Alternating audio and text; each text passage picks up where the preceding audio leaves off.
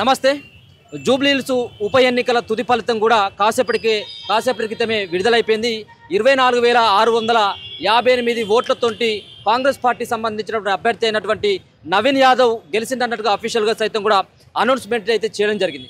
So ముఖ్యంగా హోరాహోరీ ప్రచారం బీఆర్ఎస్ అండ్ కాంగ్రెస్ పార్టీ చివరి నిమిషం వరకు సైతం కూడా హోరాహోరీ ప్రచారం కొనసాగింది.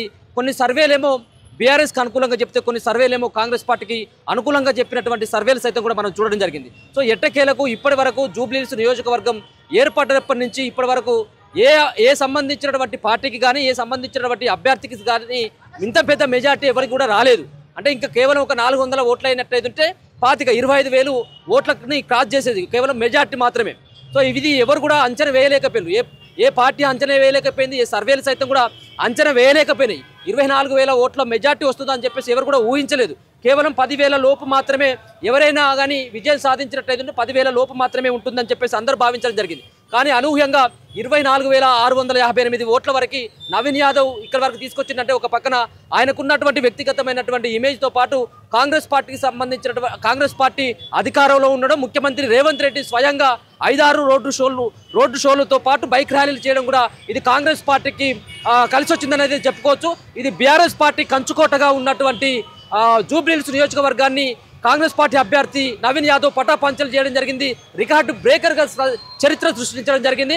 సో 24,658 ఓట్లతో నవీన్ యాదవ్ కూడా మెజార్టీ సాధించడం, విజయం సాధించడంతో పెద్ద ఎత్తున కూడా అభిమానులు సైతం కూడా నవీన్ యాదవ్ సంబంధించినటువంటి ఆఫీస్కి, ఇదే యూసఫ్గూడలో ఉన్నటువంటి వాళ్ళ ఇంటితో పాటు ఈ యొక్క ఏదైతే యూసఫ్గూడ మెట్రో స్టేషన్ పక్కన ఉన్నటువంటి కార్యాలయం దగ్గరికి కూడా పెద్ద ఎత్తున వచ్చి అభినందనలు తెలుపుతా ఉన్నారు. నవీన్ యాదవ్ ఒక బీసీ బిడ్డను గెలిపించినందుకు జూబ్లీహిల్స్లో ఉన్నటువంటి ప్రజలందరికీ కూడా కృతజ్ఞతలు చెప్తా ఉన్నారు. సో నవీన్ యాదవ్ యొక్క గెలుపు, కాంగ్రెస్ పార్టీకి సంబంధించినటువంటి విజయాన్ని ఏ విధంగా ఇక్కడ ఉన్నటువంటి అభిమానులు తీసుకుంటారు. ముఖ్యంగా మొదటి నుంచి కూడా నవీన్ యాదవ్ గెలుపు కోసం పార్టిసిపేట్ చేస్తా ఉన్నారు. నవీన్ యాదవ్ గెలుపులో కీలకమైనటువంటి ఒక క్రియాశీలకమైనటువంటి పాత్ర పోషిస్తున్నటువంటి మైపాల్ అన్న ఉన్నాడు. ఒకసారి మైపాల్ అన్నతో ఒకసారి మాట్లాడేటువంటి ప్రయత్నం చేద్దాం. సో ఏంటన్నా ఈ యొక్క విజయాన్ని మీరు ముందే ఊహించిలా, ఇంత పెద్ద మెజార్టీ వస్తుందని చెప్పేసి మీరు గ్రహించాలా? సో ఏమనుకుంటా ఉన్నారు? స్టార్టింగ్లో 2 నెలల క్రితం అయితే బీఆర్ఎస్ స్టార్టింగ్లో 2 నెలల కిందట బీఆర్ఎస్కి అడ్వాంటేజ్ ఉంది. అసలు వీళ్ళ కాంగ్రెస్ సోషల్ మీడియా కానీ వాళ్ళ అధికార ప్రతినిధులు కానీ ఎక్కడ కూడా ఆ బీఆర్ఎస్ వాళ్ళు చేసే విష ప్రచారాన్ని తిప్పికొట్టలే.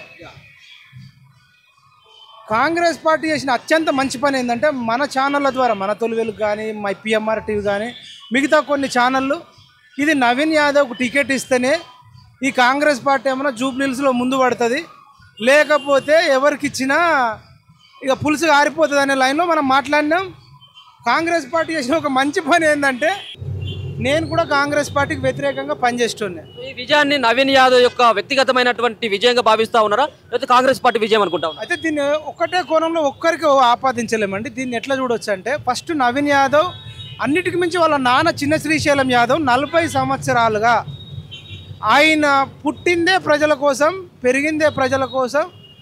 ఆయన సంపాదించిన దాంట్లో ఇది సినిమాలలో చెప్పినట్టు ఉంటుందండి. సేమ్ మనం సినిమాలలో డి సినిమా చూస్తాం, లేకపోతే ఇంకా కొన్ని సినిమాలు చూస్తాం.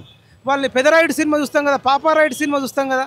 పెదరాయుడు సినిమాలో పాపారాయుడు రజనీకాంత్ ఏంది, నేను ఒక్కసారి చెప్తే 100 సార్లు చెప్పినట్టు లెక్క, నేను పలానోడికి మాట ఇచ్చినంటే చేయాల్సిందే అనేటట్టు చిన్న శ్రీశైలం యాదవ్ అన్న ఎవరన్నా నాకు కష్టం వచ్చింది అని చెప్తే చాలు, ఒక కళాకారుడు వచ్చిండు అనుకో, పాట పాడితే నీకు టాలెంట్ ఉంది, పలానా మ్యూజిక్ స్టూడియోకి పో, లేదంటే ఒక సినిమా ఇండస్ట్రీలో ప్రొడ్యూసర్కి ఫోన్ చేసి చెప్పడం. మన తెలంగాణ ఉద్యమకారులు ఎవడన్నా వస్తే నీకేం కావాలో కష్టం, ఇగో 10,000 కావాలా, 20,000 కావాలి, తీసుకో, ఫస్ట్ అన్నం తినిపో బిడ్డ, ఎక్కడికి వెళ్ళి వచ్చినావు, నేను వరంగల్కి వెళ్ళి వచ్చినా, రచ్చరావి అన్నట్టు ఉన్నాడు కదా, ఆయన వస్తే కొత్తలో రచ్చరావి ఇప్పుడు ఫేమస్, రాగానే అన్న బిడ్డ రవి అన్నం తినిపో. ఇంకెవరు వచ్చినా, ఈవెన్ గద్దర్ అన్న కానీ, ఇప్పుడు ఇంకెవరన్నా పెద్ద వాళ్ళు వేపూరు సోమన్న కానీ, రసమై బాలకిషన్ కానీ, వీళ్ళు ఎవరన్నా వచ్చినా ముందు అన్నం తినండి, మీకేమైనా కావాలన్నా అంటే ఈ మెంటాలిటీతోని. ఇప్పుడు ఇక్కడ నవీన్ నగర్ అని ఒకటి ఉంటుంది. అంటే నవీన్ నగర్ అంటే ఎవరు, చిన్న శ్రీశైలం యాదవ్ కొడుకు, ఇప్పుడు పోటీ చేస్తున్నాయన. 39 ఏళ్ళ కిందనే నవీన్ నగర్ అని పేరు పెట్టిర్రు. ఎందుకు పెట్టిర్రు అంటే, అక్కడ కొన్ని వందలాది మందికి ఇళ్ల స్థలాలు ఇప్పించిండు చిన్న శ్రీశైలం అన్న.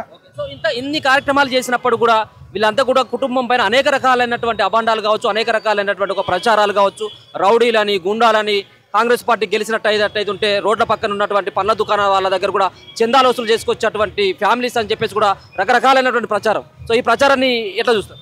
అదే ఈ ప్రచారము ఇంకా లక్కీగా మన పిఎంఆర్ టీవీ ఛానల్ కానీ, మన తొలివేలు కానీ, కాలోజీ టీవీ కానీ, వాహిని టీవీ కానీ, ఎక్స్రే న్యూస్ కానీ, 7200 ఆంటీ, ఇవి కొన్ని ఛానళ్ళు మనం వాడి విష ప్రచారాన్ని తిప్పికొట్టకపోతే ప్రజలు నమ్మే ఛాన్స్ ఉండే. వీళ్ళు మంచోళ్ళే కావచ్చు, ఎక్కడ రూపాయి వసూలు చేయలేదు, కానీ సోషల్ మీడియాను వాడుకోవడంలో అంటే వీళ్ళు ఒక రకంగా వీళ్ళకి ఇష్టం లేదు. కానీ మనం అదే టైంలో మన ఛానల్ అన్కండిషనల్గా వాళ్ళు చేస్తున్న విష ప్రచారాన్ని మనమే కూరగాయల బండుల తట్టుకెళ్ళి అడగడము, మన ఛానళ్ళ ద్వారా మీ దగ్గర ఏమైనా వసూలు చేసిరంటే ఎక్కడ వసూలు చేయలే, మంచోళ్ళని చెప్పారు.